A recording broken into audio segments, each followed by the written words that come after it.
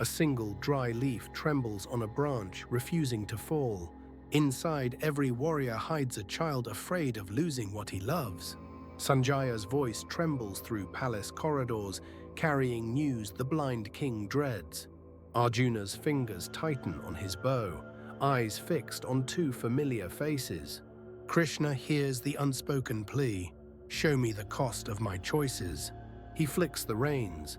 The chariot wheels roll toward the emotional abyss. Krishna is more than charioteer. He is the mirror of Arjuna's conscience.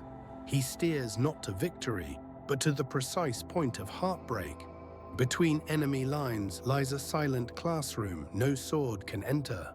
Arjuna thinks he is scouting foes. Krishna knows he is meeting mirrors. Sanjaya narrates, "O king, Krishna parked the finest chariot there. It shone like a mobile temple, housing duty, doubt, and destiny. In front of Bhishma, the grandfather who taught him to string a bow, and Drona, the guru who once scolded him for sloppy footwork. Krishna places gratitude and guilt shoulder to shoulder, then waits." Sanjaya says, "Thus addressed by Arjuna, Krishna stationed the best chariot. Sanskrit syllables echo, Madhye Stapayitva, planted in the very middle, not a random midpoint, but the precise fulcrum of Arjuna's identity. Between love for family and duty to realm, the soul quivers.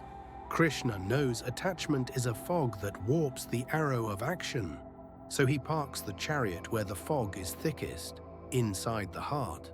Imagine your two greatest mentors standing before you with swords raised. Could you strike, knowing every lesson of love came from their mouths? Krishna's teaching begins with silence louder than any conch shell blast. Psychologists call this cognitive dissonance, beliefs and actions ripped apart.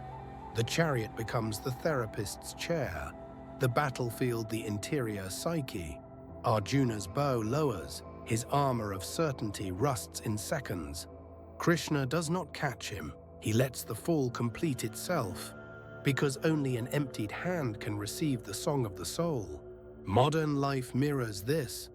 We are parked between paycheck and passion, between parents' expectations and the whisper of our wild true calling.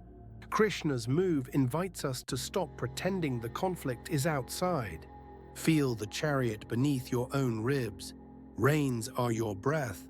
Guide it to the center where love and duty stare back. Let the heart break fully. The Gita streams through the cracks. Sanjaya's voice softens. The blind king leans closer, seeing through words.